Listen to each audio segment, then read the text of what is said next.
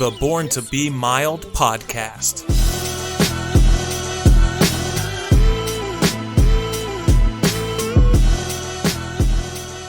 Hey, hello, and welcome to a special midweek edition of Born to Be Mild. Maybe we'll call this Born to Be Middle. I don't know, we'll workshop it. But it's Wednesday, March 22nd of 2020. With soapy hands and plenty of two-ply toilet paper, we have Ronald Cabuno, and I'm Peter Crawford. Ron, how do we have so much to talk about and we're just halfway through the week? Because we have plenty of time at home and we have done nothing but maybe watch our TVs in abject fear if we're a lot of people around the nation overreacting, not doing the smart thing, or if you're just like the rest of us, you're trying to have best practices in place and just keeping an ear out constantly for the best information you can find. Yeah. So I know that, the daily wine with DeWine, as they call it in this state, yes, is always appointment television. I understand that Kentucky's Governor Beshear has made a name for himself recently as well, as being somebody that the populace of his state looks to on a daily basis for guidance and support. Mm-hmm. So, he's been in the news. I think we've all been doing that, and that's been really important, and that's been really comforting for a lot of us in a lot of different areas of the country. Yeah, and, it is a lot about having more time. I mean, if this keeps up, we'll just turn this into a 7-day-a-week show. And we'll be talking all the time. But it is important to, during this period of, I guess you could just call it downtime for people at home. Try to keep up with news that's accurate. If you want to listen to us, we try to give you accurate news. And, stay active. Today I worked out and it felt great. Even if you're in your own house, there are ways to work out. Just get outside, move around. You don't have to lay on your couch all day and get fat, although it's tempting. I was able to space out the first 2 pints of ice cream over, and this is between two of us. This is over the course of, I think, 3.5 days. It was really good. I have the wife right here, Brittany. Come on over, say hi. She's actually got bronchitis right now, so wonderful. We are hunkered down in place like no other and making sure that no further infections or diseases come into contact with us. Yeah, be say careful. Hi, babe. Hi, babe. She has a hell of a cough right now. Does she no fever or anything like that? Just cough? No fever, a real deep cough. They even checked her for pneumonia and she's cool with that. She doesn't have that.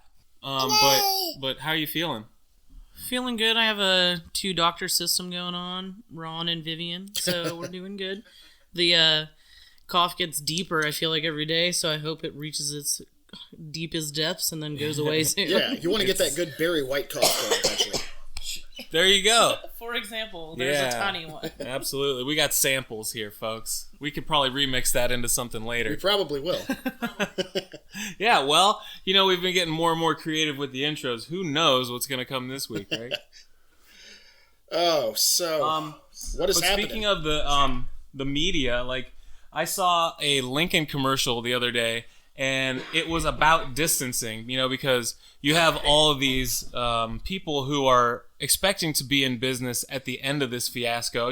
Some of the more strong companies or whoever's just trying to be forward thinking about it, all being about tele this and distance this and delivery and whatever else. And Lincoln's like, yo, your home is your sanctuary. We will drop your car off to you. And then they show them shaking hands in the driveway afterwards when they drop the car off.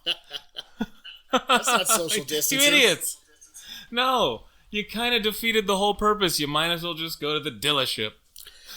If you've got really long arms, you can probably shake hands with somebody at about 6 feet away. Once you touch hands, then you are effectively 0 feet away. That just ends the whole thing right there? Is that how it works? Yeah. I mean, your arm is part of the force field. You extend. I got you. Yeah, it's your personal space. 6 feet away from my head. Yeah, we went for a walk today, actually, and I was surprised at how many people that ran or walked past us. And they didn't get right next to us, but they weren't all that concerned about keeping their distance from us. So.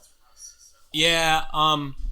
the wife and the child went for a nice stroll around the lily pond in the park today. It was very idyllic, and they said they had a great time. I went for a nice sloppy trail run in the mud, and I gotta say, obviously the park was packed and everyone was having a nice time, but it's been beautiful. There were definitely groups of adolescents that I know were not living in the same household that were definitely commiserating at very close distances, and I didn't have a stick to shake at them, but I really wanted to. Well, I mean, people are getting, I'm getting a little, I can't tell if it's spring fever or if it's just this quarantine fever, but the weather's getting nice, and we've talked at great length about how much we enjoy this time of year, and we're missing it after all that hype, and today was actually a beautiful day, and we weren't really able to do much. It was nice to go for a walk. It was mild, to say the least. Yeah, it was worth the trip out for the walk, even if there was no destination. But it just made me think how much I'm going to miss the next month or so, 2 months maybe. Who knows how long this is going to be? And that sucks, because this is what I wait for. This and football season, obviously. These are the things that I wait for all year round, and now we've got a quarantine kind of pooping on my parade. So. Oh, absolutely, and I think this is a time where we can all reflect on what we're all going to miss out on personally, and then go bigger and understand what the world is missing out on collectively. Right. And we can refocus in and but still understand and validate that these are things. I don't know if you can hear little Vivian. She really wanted to get in on the conversation, but I'm on a roll here, so I'm just going to have her take a back seat for just 2 seconds. She can come in a little later. Yeah, she's about to have some mashed squash, I believe. Is that right? Yeah. Okay, sounds good. And, yeah, a little cinnamon on there too, probably. But so what I was saying is that, just like I was saying a couple episodes ago about how the economy has to be able to take a pause, and we can look at all the different companies who are looking for bailout money and ask, what is the feasibility of each company to have, we're supposed to have 6 months rent in the bank, so to speak. Is it equally feasible for a financial institution and a barbershop and an airline to have the same amount on reserve and ready to go? Should they all be held accountable? The same sentence there. But you know what I mean? I'm trying to look at the scope of, what do they expect accountability on the ground level to be, and then what do they expect accountability on the corporate level to be? They really, if you're going to ask that, that's been the whole crux. You should be asking that of the corporations too. But there's something about yeah, absolutely, and that's why the Democrats standing up in the last couple of days has meant a lot to me. It's been good, and it's unfortunate that a lot of people, they don't really seem to understand that. They look at it as the Democrats are being obstructionists, which is, to say the least, laughable after so many years of Mitch McConnell blatantly being a partisan obstructionist. But that's not even the point. The point is they were fighting for the people. The reason they didn't want this $500 billion slush fund, essentially, which is going to go through anyway. This is eventually going to happen anyway. They got some of their own stuff in there. It's going to go through, but it's going to go through with the protections. These people don't even... The cruise ships don't pay taxes. They all sail under stuff like the Bahamas flag, because they don't want to pay American taxes. And now we're bailing them out. Yeah, that's their tax havens. You got it. And if Delaware was a country, they would be docked out of there. Yeah, exactly. So I don't understand why we're trying to allocate funds toward them. And I don't know how I don't care if you're a right-wing conservative and you hate all the Dems and whatever. That's what they were fighting against. And are you going to really make an argument the airlines, I kind of feel sorry for them. I don't. They charged me $50 for a bag. Now you have a fine line when things are vital to the system. You have a group of indispensables who are unfortunately too big to fail with the domino and cascading effects that they would have, and those things were supposed to be taken care of in the interim since 2008, so that wouldn't happen again. But here we stand, and there are a lot of things that are just that, too big to fail.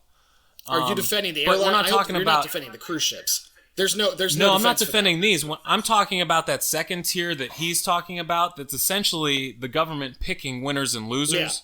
Yeah, and that I definitely don't agree with that. No, I have a big problem with that $500 billion.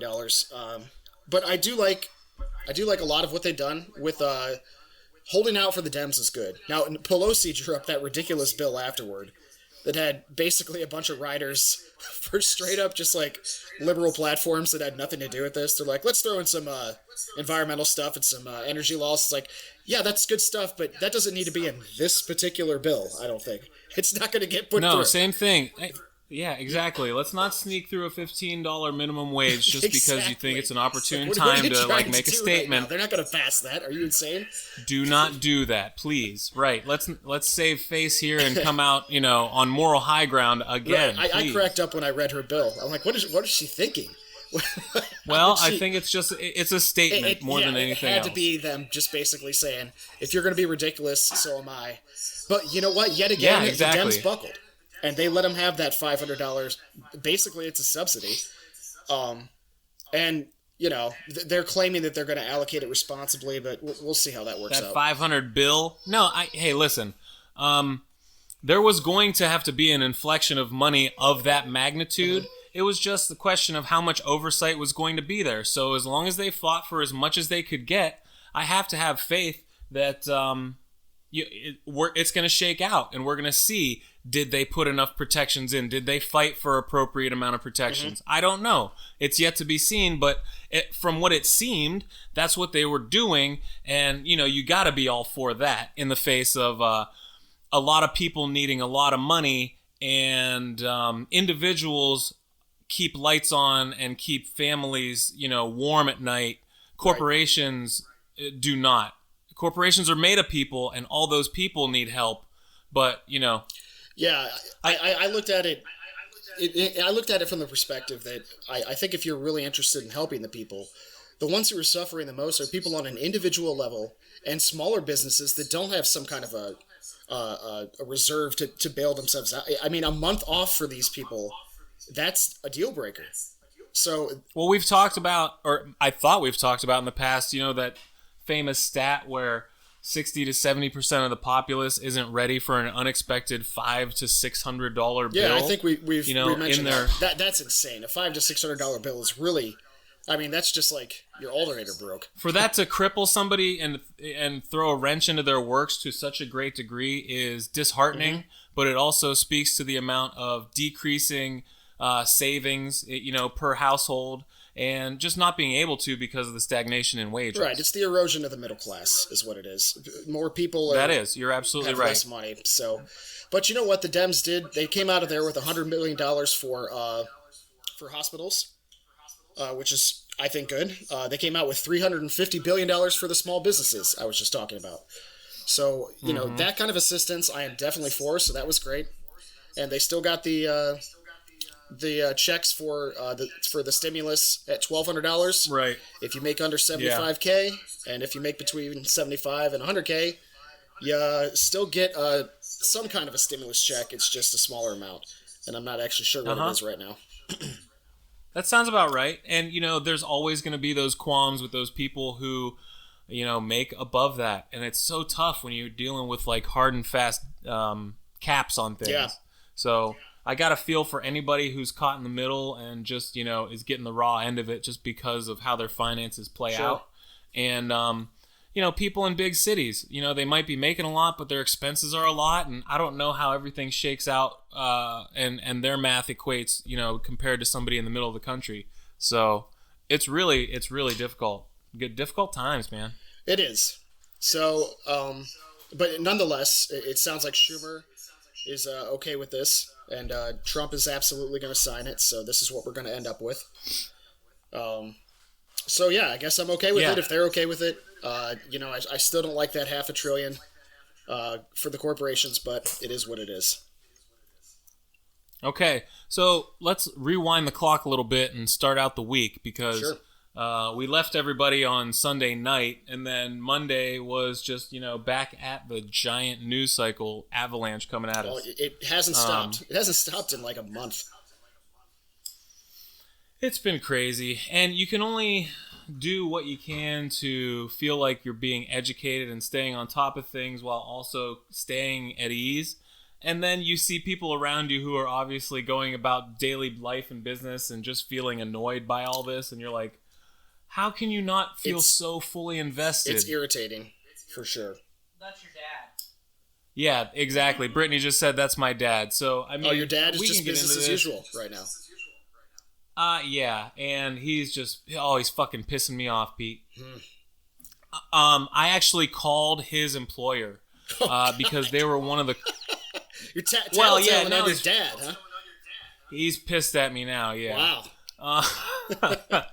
Because he's a grown-ass man and he's not taking care of himself. Him and his wife are both smokers, and in that demographic, and just still out there on the grind and out there in these streets like ain't nothing wrong.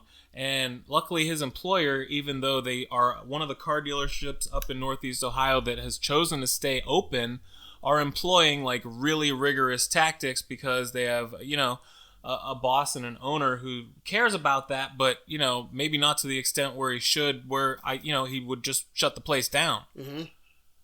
A whole nother thing is this Ohio order where you could see that there were certain lobbies that had gotten to the governor and they were able to keep themselves open. For instance, they talked about how they were using Homeland Security standards. The essentials. And yet, everyone's a fucking essential Homeland now. Security standards says that service of cars is necessary, not sales. But in Ohio, sales was still optional. So I don't understand that. John Husted, exactly. So you're putting people in harm's way during this very vulnerable time, and you're essentially leaving morons like my father with the option on what to do when he is not going to choose what is best for himself. Yeah. It's pissing me off, and I try. There's so much trying to talk sense into him, and then at the same point, it's just like, all right, let's try to be nice. Yeah, you can't leave it up to the people. You can't leave it up to the people in a capitalist society because they're on that grind and they need that effing money. What movie is it where somebody says a person is smart, but people are stupid? People are dumb. Yeah, I can't remember what movie that's a quote from. You know what? I might look it up. It's probably a real obvious one if you want to Google that, but it's just mob mentality, right? It is. They have done studies based on how many people you see running in one direction it takes for you to follow. Oh my God. You know what I mean? It's from Men in Black. Yeah. Jesus. Yeah, that sounds right. Tommy Lee Jones that in sounds Men in right. Black. A person is smart, people are stupid. That's where I get all my best quotes is Men in Black. I thought you were going to say Tommy Lee Jones, and I would be okay with it. No, just Men in Black in general. That's where I find all my profundity. All right, so back to the news cycle. Cuomo on Monday says he has masks now, but he might not in a week. Yeah, it's believable. And he has been somebody to watch on the TV lately. I don't know if you've been watching him. I have. Well, he's all over the news right now because, New York is the biggest shit show in the nation suddenly, and... Yeah, everybody was worried about CNN California. Like, dude, you're on the wrong coast right now. The number of infections is so troubling, and, he's been trying to sound the alarm as much as possible, and he's like, yo, what do you got in Federal Reserve in terms of ventilators? You need to give me everything you got. He needs all of them. We've got around 55,000 cases in the nation right now, and almost half of them are in New York. That's insane. Right. But we saw, overnight, they started to test 15,000 people a day. Yeah. And that's when we were coming up with 5,000 cases a day, you know? So the fact that they were able to ramp up testing is a positive. It is. But the fact that they're finding so many people and they're finding so many people need ICU and so many, there's a really high death rate right now because of the types of populations they were getting, not good. And it's all the more reason that you have to have a concerted national effort for this. You have Trump right now on Wednesday talking about, we got to get back to spending money and buying fucking bunny costumes and Cadbury eggs for Easter. Yeah, it wants to be open by Easter, which is I get it. I know what you want, man. We're in for a world of hurt right now because of the way we've handled it so far. He wants to give himself credit for closing down the border to China, but then he doesn't take responsibility for doing so many dumb things in the intervening 3 weeks thereafter. Well, this isn't new. I mean, he's never accountable for anything that's negative. So that's just... No, but at least now you got, little Fauci. You got Fauci, who is essentially some kind of cartoon cobbler that should have a mouse like pop out of his pocket during the press conference. He's just face-palming constantly when Trump talks. This guy comes up and he's all scientific. He says, actually, what the president said is not correct at all, but, he is trying. Yeah. Hey, what that guy said, don't fucking do that. That's basically what he gets up there and does every time. Can we scratch that from the record? Oh, this isn't a stenographer. This is on live TV. All right. That's how they got in their little quarrel. Because he's talking to the press all the time, and I don't know if you saw that quote, but he's like, I can't jump in front of the microphone and push him down. Okay, he said it. Let's try and get it corrected for the next time. Oh, that's so sad. That's so sad. And there was a minute there where Trump was like, well, he's not going to be allowed to speak to the media unless we give him permission. But then I think they settled their differences, and it was like, thank God, because we need that guy. Right. You're going to let the scientists talk the science? Oh, yeah, this guy that's been doing this since Reagan, let's silence him. Unreal. Yeah. Well, luckily they worked it out. So yesterday we had the Dow surging 2,000 points, the most since fucking forever. Yeah, finally coming back a little bit. You know why it was? It was because of our song. It was. I think everyone was bolstered 25-30% in confidence just by that song. I know, they heard it. They're like, you know what? We do need to help the Dow. And everyone went out and they bought stuff. Oh yeah, that's true. And we can see it on YouTube. It's available as a separate shareable video and link, and we'll put that up in the show notes for this show and a half. Absolutely. But it's really catchy, and I think that people's confidence gets bolstered per view, so I would definitely put that on repeat. We've been singing it around the house like wildfire. I actually have been singing it around the house, but that's partially because we wrote it. So.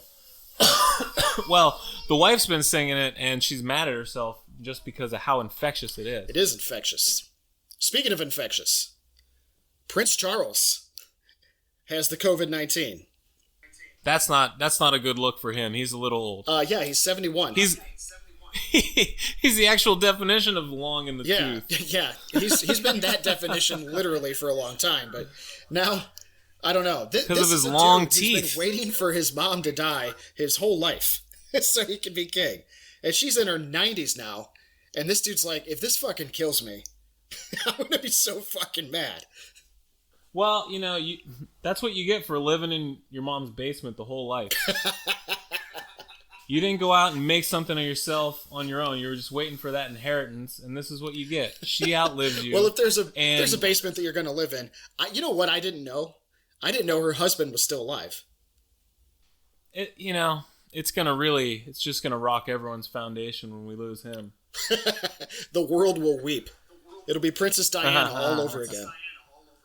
No, but seriously, there's going to be some famous-ass people having this shit and not being good, and it's just not going to be a good look. Yeah, but you know what? People are going to really start to understand, it's more than an ice bucket challenge right now. You got to get your shit together. Well, I think that the more famous people that get it, it's going to be a little bit like HIV. It was it's killing everybody. Then Magic Johnson gets it, and they're like, well, we'll come up with a cure.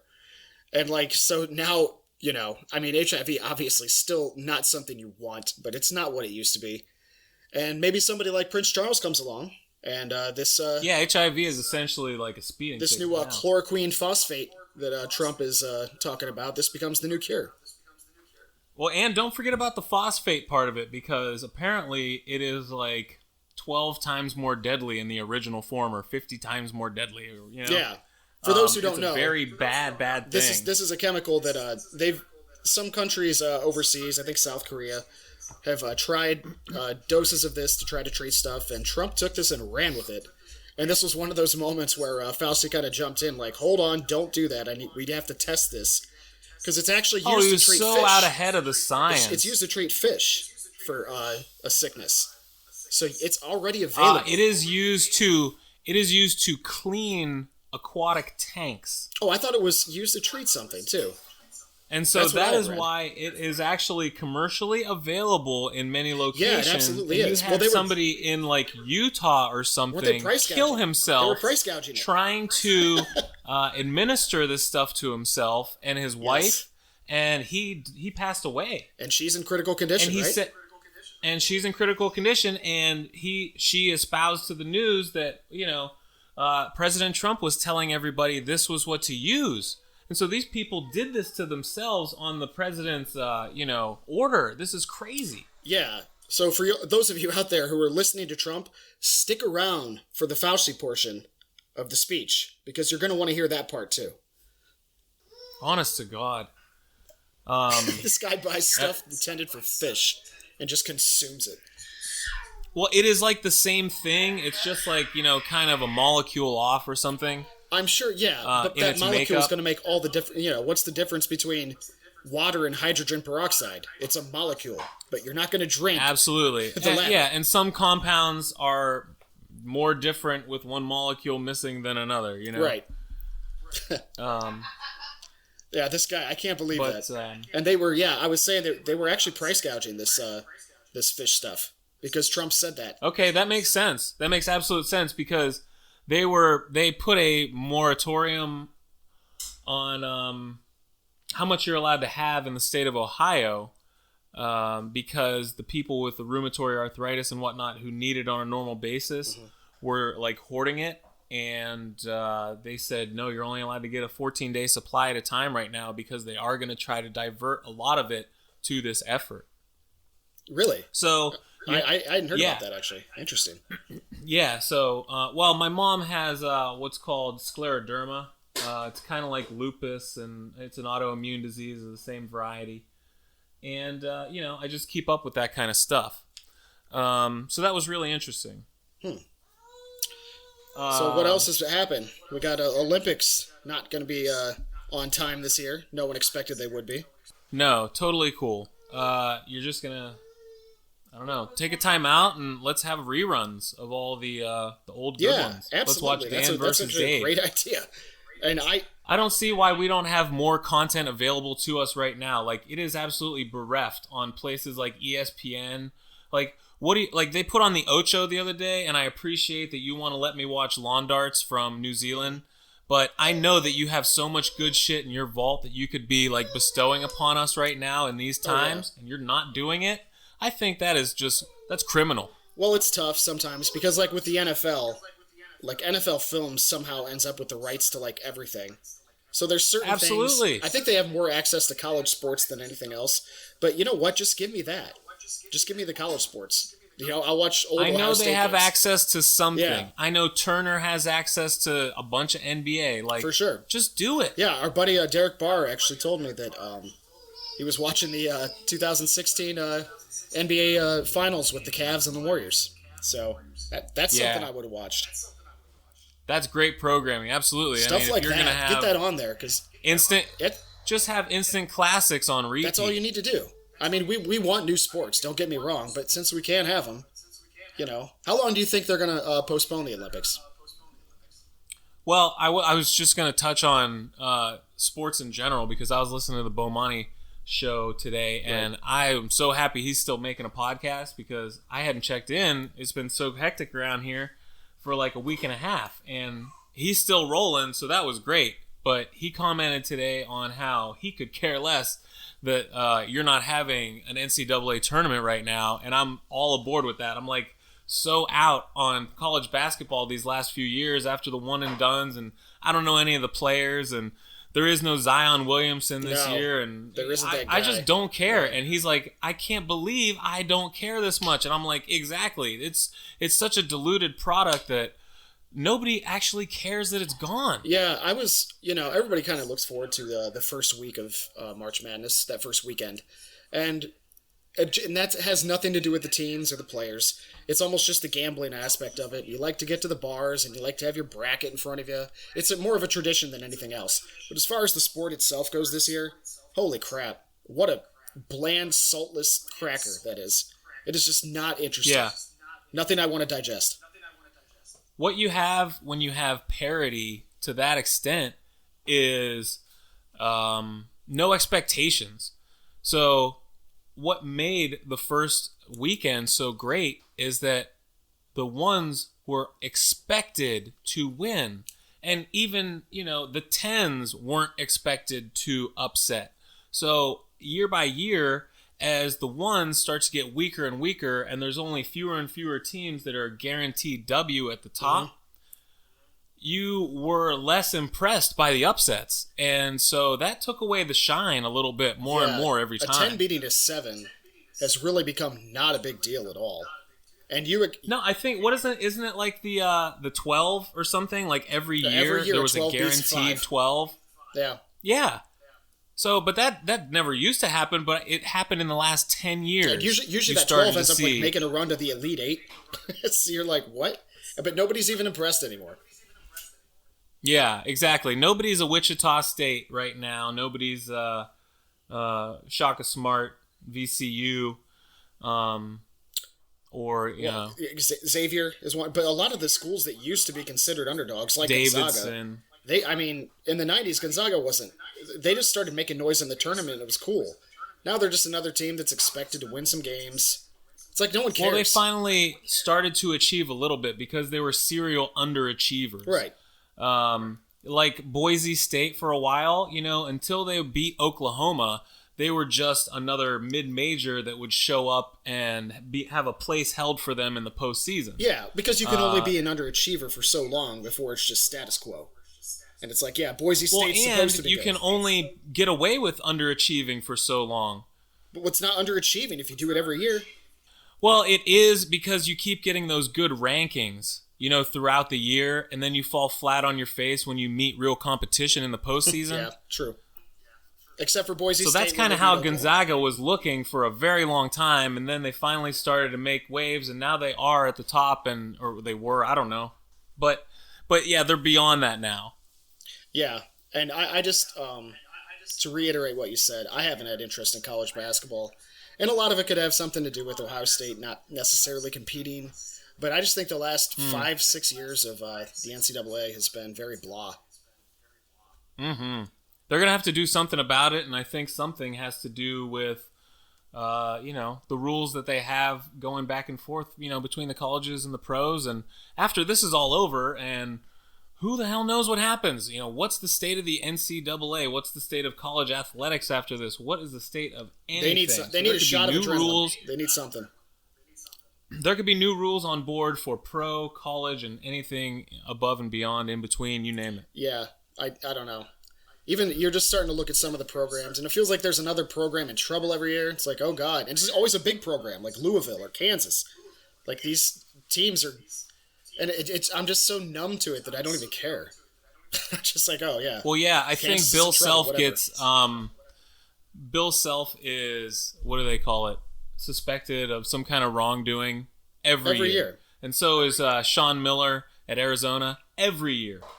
They still coach full seasons at these schools. Oh, yeah. So people just don't take the rules or the governing body seriously anymore. And once that changes, I think you'll have a facelift for the league.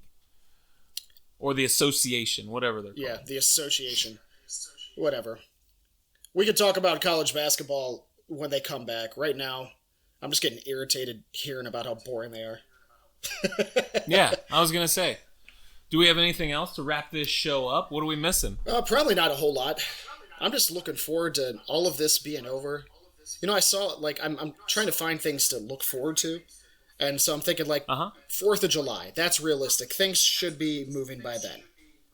That's there not you go. Reasonable. I think managing expectations is probably a really great exercise for people. For sure. That way I could be impressed if it's earlier. So I was thinking about a 4th of July barbecue, and I saw this recipe for rum and Coke popsicles. And I was like, you know what? Maybe I'll make rum and Coke popsicles for the 4th of July. So now I got something to look forward to. Hey, you know what? I found a little silver lining the other day. Golf courses allowed to stay open at their discretion in Northeast Ohio. That's great. That's fantastic because, done responsibly, it's a very low contact and interaction activity, and the fact that you can still go out there and enjoy the fresh air because, God bless, what a weird time to ask people to stay indoors when it's finally breaking for spring. It is just an odd juxtaposition. Yeah, it's my favorite season by far, and I was telling Grace today, I was like, this is just cruel. Like, why couldn't this have happened in, 2-3 months ago when we didn't care? Like, oh wait, it kind of did happen then. We just didn't give a shit.